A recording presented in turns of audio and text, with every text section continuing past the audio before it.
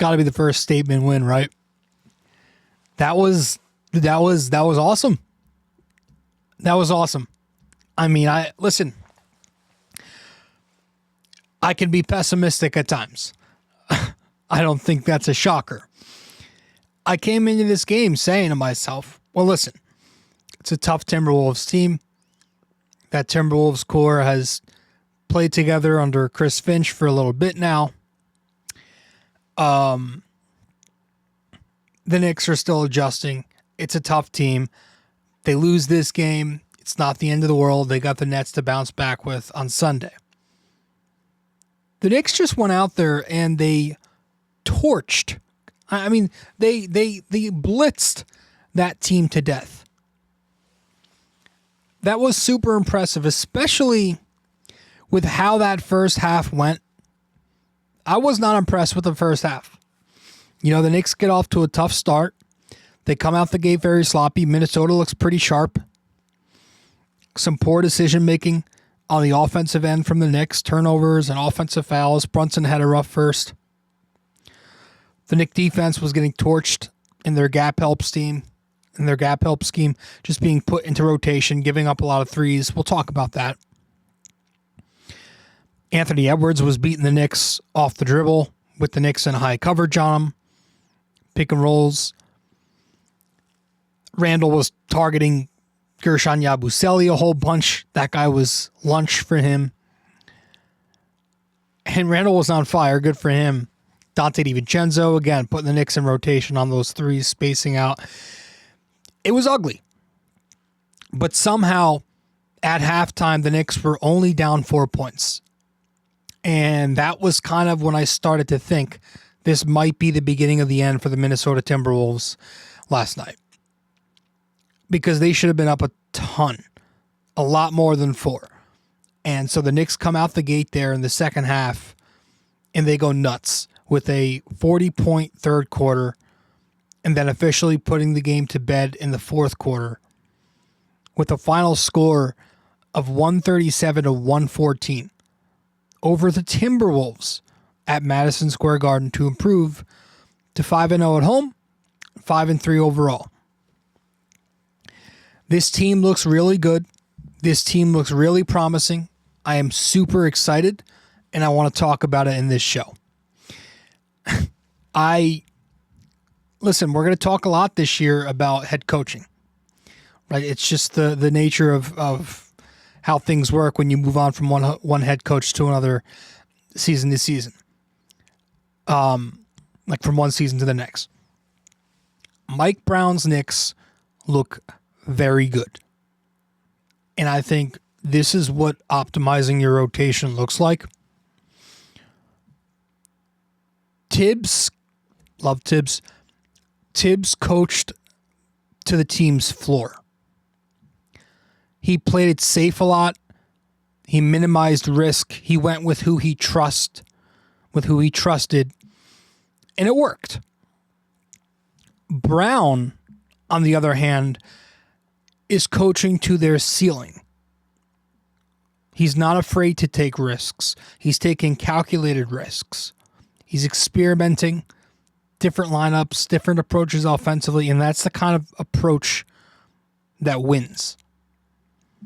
And when I'm watching this Knicks team, and if you want to talk about shot diet, they have a very modern offensive philosophy now under Mike Brown. Mike Brown came in here right away. He was not shy about it. I want us taking 40-plus threes a night. I want us creating these sprays for good looks on the three-point line. I want it to be about pace, motion, screening, and passing. Set it straight up, right? And we're seeing different types of offense. Weave actions. You're seeing a lot more Spain pick and roll. You know, you didn't see a ton of stack last year. You saw a couple of Spain pick and rolls in a row last night. At the end of the second quarter, the Knicks run 2 stack actions in a row. You get a Brunson 3 out of an ATO. It was in Spain. And then you get a Josh Hart 3 out of Spain the next time down, I believe. a lot of wheel spacing. You saw some more of that last night. Guys relocating from the corner. Another guy filling that spot to remove the helper. 45 cuts, right? Different types of back cuts and with a purpose. Baseline cuts. It's just been huge. And the amount of motion off the ball that they're creating is so important because they're using their best shooters off the ball more. And so cutting creates spacing, and spacing creates easy three-point looks. And so you look at the Knicks shot diet, and it's all about payoff, right? It's about the risk and reward of each attempt they take. If the lower quality shot is what you're going to take, you better hope it's for a higher reward. Like, if you're taking a two-pointer, why shoot a jumper outside the paint if it's worth the same? Go attack the basket for a two. If you're shooting a jump shot, instead of going to the basket, make sure that jump shot's a three-pointer, or else what's the point? So the Knicks are doing a nice job of eliminating the middle, right? Non-painted area jump shots equals death in modern NBA, and they're not doing that as much anymore. Last season, Tom Thibodeau's Knicks, 79% of their offense was from the basket, free throw line, and the three-point arc in terms of the points they scored. This season, that's up 8%. 87% of the Knicks offense is from at the basket, at the free throw line, or the three-point arc. It's an 8% jump. That's large. Last night, the Knicks scored 137, 127 of those points. So 93% of their offense came from the basket, the free throw line, the three-point arc. That's the way.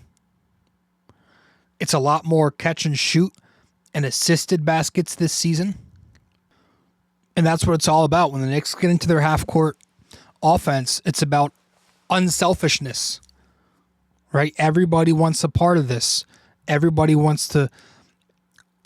sacrificing. It's an unselfish way of running offense. You've got your big man, Towns, playmaking on the elbows, on the pinch post. Did so some more last night, finding cutters, running DHO. Top of the second quarter, DHO to Deuce McBride from Cat results in an open mid-range pull-up with Conley caught behind off the screen. Middle of the second quarter, Towns has an insane assist to Bridges from the pinch post. It's a weave play. Bridges throws the entry. McBride screens off Dante DiVincenzo up top to free Bridges. Dillingham doesn't really switch the screen quick enough. So now Mikal cuts down from the top of the arc to the basket with Dillingham behind him. Towns finds him for an easy finish. And then maybe a couple of minutes later, Towns with a really nice assist to Jordan Clarkson from the pinch post again. He fakes a corner DHO to Clarkson, which causes Dante DiVincenzo to overplay it. So Clarkson cuts off of that to the basket with Dante behind his hips. Cat makes a really nice over-the-shoulder dime to Clarkson to get the dunk. DHO offense, back cuts, it's really beautiful. And then when your wings and your guards are on the ball and Cat's off, they're running driving kick offense, right? They're getting those spray threes generated. In the full court, you're getting a lot of trail threes because the Knicks are playing with pace off of defensive rebounds. And I think Josh Hart obviously has a big part of that, has played a big part of that. But man, this is getting really fun. And you talk about full court play and Josh Hart and the impact that he has in these certain lineup combinations that Mike Brown's running out there. His lineup combos, along with the different approach and play style, is a big time reason for the success of this Knicks team of late. You know, we're obviously seeing a tons of let's try to talk straight. We're obviously seeing a ton of 5-out this year, which is allowing Towns to make these plays in space. But even the Hart lineups, when he's with Mitch or even when he is with Towns, it's been working lately. And a lot of that is because Brunson's on the floor and he's really good at creating advantages, even if it's not with ample spacing. But some of it's because the defense isn't cross-matching and putting the big on Hart as much. But also, Hart is just simply playing better basketball. He's really started to pick it up now. He's being super aggressive, and he's taking and making these three-pointers now with confidence early in games. And what happens when Josh Hart shoots threes in the first quarter, even if he doesn't knock them down, but if he knocks down one or two like he did early last night, that's going to change the way the defense starts to play him. They can't run ghost coverages anymore. It forces the defense to respect his shot when he knocks a couple down and starts taking the open ones, and it forces them to close out harder. They have to close harder to him. And when they close harder to him, that gives him the open lane because they're playing tighter. So now he can get into his driving kick and create those spray threes. And you saw that last night. And then when Josh Hart's off the ball in the half court, the Knicks last night were using him screening when he, to get the switch for Brunson. When he has Gobert on him, you saw him using that, using himself as a screener to get the switch. Gobert gave Brunson a lot of space last night, and Brunson used that to his advantage. But yeah, Josh Hart's playing great basketball. And when he checked in for the first time in the first half, the Knicks were struggling. He comes in. All of a sudden, he gives them energy, the pace, the rebounding, the transition, three-pointers, the aggression, the screening, the driving kick. It was all there. All the Josh Hart stuff you got. And then you get to the fourth quarter last night. And to start the quarter, Yabu was out there for a few minutes, but eventually it was Shamet, Clarkson, Deuce, OG, and Cat. And that was kind of the lineup that put this game to bed. And you're seeing Jordan Clarkson's impact continue to be really positive for the Knicks. I know a lot of people were pessimistic about how he'd fit, and I still have my questions. But Jordan Clarkson, 7 points, 3 of 6 shooting last night, played really good. First of all, he's been solid on defense. Despite the size limitations, I still feel like he's been really good. But on the offensive end, he's been super important because Jordan Clarkson, as really the lone Knick guard capable of getting paint touches with ease when Brunson sits, that's why you need him. Deuce McBride and Mikal Bridges, they're not great at initiating actions, right? So I do wonder if Jordan Clarkson is used more in that role or if they're going to try to limit him to catch and shoot looks. But it can get tricky because, Clarkson's the type of guy where he's really good when he makes the right decisions with the ball in his hand, but he doesn't always make the right decisions, right? And he's most efficient when he's in catch and shoot and he's taking less dribbles. But he meshes very well with Deuce McBride because Deuce plays well off the ball. He's more of an off wing. And then Deuce can also take those point of attack responsibilities on defense, which is why you didn't love the Clarkson Kolek minutes earlier in the season because he didn't have a guy who could take the point of attack. But Deuce McBride is the perfect pairing for Jordan Clarkson, especially when you got Towns out there. They're developing a chemistry. But I loved the game that Deuce McBride played last night, and that is why I'm going to hand Deuce McBride the game ball from the second unit. I thought Deuce deserved it. He now has 3 game balls on the year through 8 games. Obviously, he's missed a couple. But on the night, Deuce McBride goes for 14 points, 3 rebounds, 4 assists, 60% from the floor, 40% from 3. He was a plus 26 in last night's game. That is who he is. There's a reason this kid is the box score king. Every night he's positive in that area. Just a really good offensive player. Obviously a good shooter. The vertical lift and the release point being so high on the jump shot makes him so tough to contest. He's unblockable when he goes up for a jumper. He had Gobert switched onto him in the second half. I think it was in the fourth quarter last night. Shoots a 3 right over his face, knocks it down. Just did a really good job on the offensive end. Did such a nice job on Anthony Edwards, who was held to 15 points last night. I know Edwards is coming back from the injury, but I thought he did well on Anthony Edwards, whether it was in isolation, whether it was staying attached off those Gobert ball screens, which is tough to do. Anthony Edwards was 1 for 4 when Deuce was on him last night. Now, NBA tracking data can be a bit tricky, but if you watch the game, you saw. But yeah, making good reads. That's going to be the next step for Deuce as a ball handler, and I felt like last night he made some pretty good reads to beat the help. Running in transition, he had a couple of coast-to-coast finishes. He took it to Dante DiVincenzo on one of them. So it was nice to see a couple of finishes there. Obviously, his numbers at the rim last year were not great. I want to see where that ends up this year. But Deuce McBride for sure gets a game ball from the bench unit. It's tough because so many guys played well. And then same with the first unit. You could give it to a lot of guys. I wanted to give it to Mitch. Brunson was good. Cat was great, even though the numbers weren't fantastic. I think I have to give it to OG Anunoby. When you go to the first unit, OG Anunoby, 28 points last night, 2 steals, a block, 59% shooting, 60% from 3, 100% at the free throw line. He was a plus 14 in 32 minutes. He was so good. He gets his 3rd game ball of the year. His offensive rebounding has been really awesome this year. That's new. He's been skying for rebounds, kind of like in Hart ways where he's just flying in from the rim, but also had a couple last night where he was underneath the basket getting them. Obviously the 3-point ball keeps dropping, keeps going up, which is the most important part. You love seeing him take those 3-point looks. Don't listen to the fossils on the internet and on Twitter who tell him to stop taking threes. Keep shooting threes. As a matter of fact, shoot even more. You want OG taking these looks. They're good looks. He's posting smalls in transition. I love when he does that. That was a good thing he did last year a lot.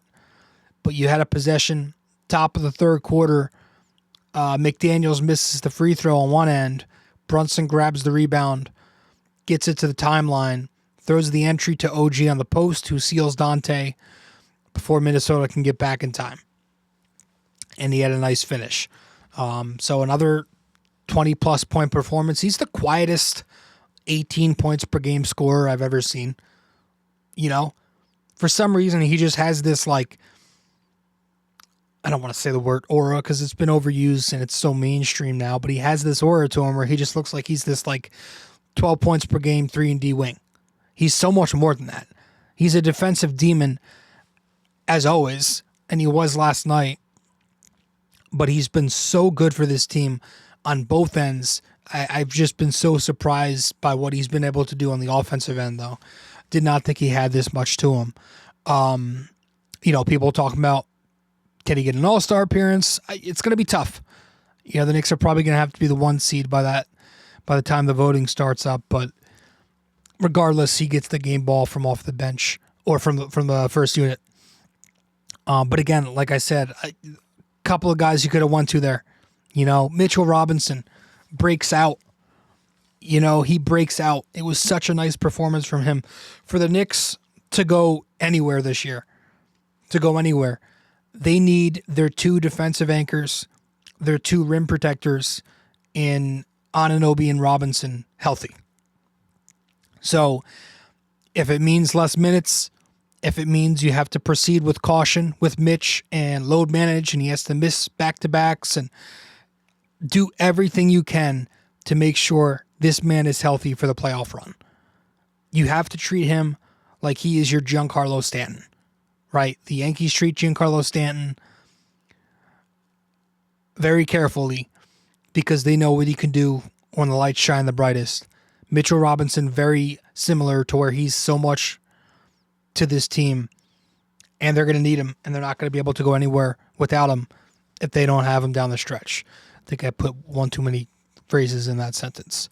But Mitch in this game, yeah, he had some ups and downs in the first half, but he was great the entire way through on the offensive glass. He erupts in the 3rd quarter and has himself a huge performance to lead a Knick run. He has 9 offensive rebounds in 16 minutes in this game.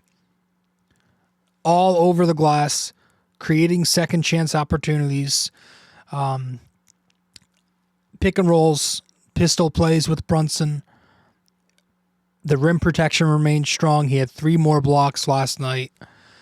The defense has been good. So it was nice to see Mitchell Robinson, who usually takes a minute to get into shape, have a breakout game after a couple of so-so performances to start his season. And then the Knicks defense as a whole. Listen, Mike Brown's scheme is to send heavy, be aggressive in the gap, send heavy gap help, create activity in the lanes. The goal in doing that is to create turnovers, right? Collapse the paint early in possessions to contain drives and force a bad pass. That's the goal. The drawback from a scheme like that is that because you're sending so much help, you're going to allow open three-point looks. It leaves you very vulnerable to kick out threes that force you in rotation. And Minnesota's got shooters. And the way Minnesota employs their shooters, they put Dante DiVincenzo one pass away from the action a lot. And you saw last night, that was what they did. So whenever the Knicks and whenever Brunson sent help, Dante's ability to space out far made it difficult for Brunson to help and recover, right? It made it difficult for him to recover in time. It's tough to cut off the pass when you're in gap help off somebody like Dante. So if there was a nitpick, I feel like the Knicks probably should have sent a little less help last night and let OG Anunoby handle Julius Randle in isolation. Now Randle is a good isolation player, but your choice is Randle versus a top wing defender in the NBA in OG, or leaving Dante open with Brunson closing late. Those are your two choices. So, yes, the goal with the Knicks gap help scheme is to create turnovers. The trade-off is that it allows a lot of three-point looks. So far this season, the Knicks are allowing the 6th most three-point attempts per 100 possessions. And they are getting just the 16th most turnovers forced per 100 possessions. So the risk is there, but the reward is not, right, so far. Now I wonder at some point if this trend continues, does Mike Brown scale it back a bit?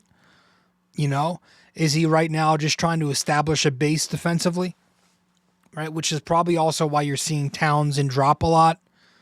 Not a lot of hedging or blitzing. You're seeing some switching, but a lot of the time cats and drop. Maybe it's just Towns being in the wrong coverage. But point being, if we're not at that point yet where we're going to shake up the defensive scheme, and we're not, to be clear, I don't think we should shake it up after 8 games. I do wonder when that is, because they allow a lot of three-point attempts, and that's not something you want for a team that's expected to win a championship or to compete for a championship and come out of the East. So that's really the only complaint I had. This was a wonderful game, and I'm excited to see the Knicks go back out there on Sunday, but they do have 3 days off. They've got tonight off, they've got tomorrow off, and they've got Saturday off before they head back out there against the, I think, 1-6 Brooklyn Nets on Sunday. So it's a nice game to come back to. But you're sitting on a really exciting statement win for a few days now, and hopefully the Knicks are also prepping for Sunday to beat the Nets. So with that said, I think we should wrap this one up when we get back from our break. We'll wrap it up with our trivia, and that's going to be it. Stay with us. Be right back here in episode 921 of BD4. Quick break here, guys. Stay connected with BD4 on social media. Follow us on Instagram and X at BD4Pod, and find us on Facebook by searching BD4. Don't miss out. Join the conversation. Want more BD4? Subscribe to our YouTube channel and never miss an episode. Hit that like button, drop a comment, and share with your fellow fans. Don't forget to ring that bell so you're always the first to know when a new video drops. Love BD4 but don't have the time to sit down and watch? Don't forget to subscribe on Apple Podcasts and Spotify so you never miss an episode. And if you're enjoying the show, leave us a 5-star rating and a quick review. It helps us grow and keeps the conversation going. All right, welcome back to the show. Welcome back to episode 921 of the podcast. The Knicks grabbed their best win yet versus the T-Wolves.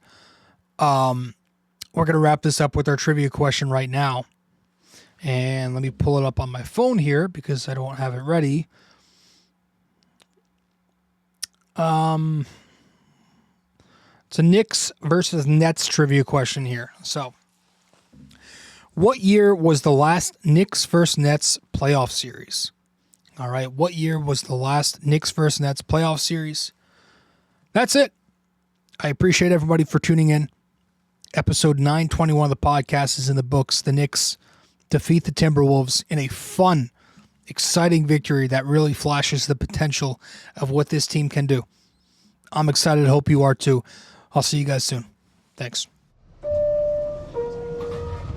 Hey guys, thank you for listening to BD4. Be sure to follow us on social media, subscribe to us on YouTube, and give us a 5-star rating on Apple Podcasts. We'll see you next time.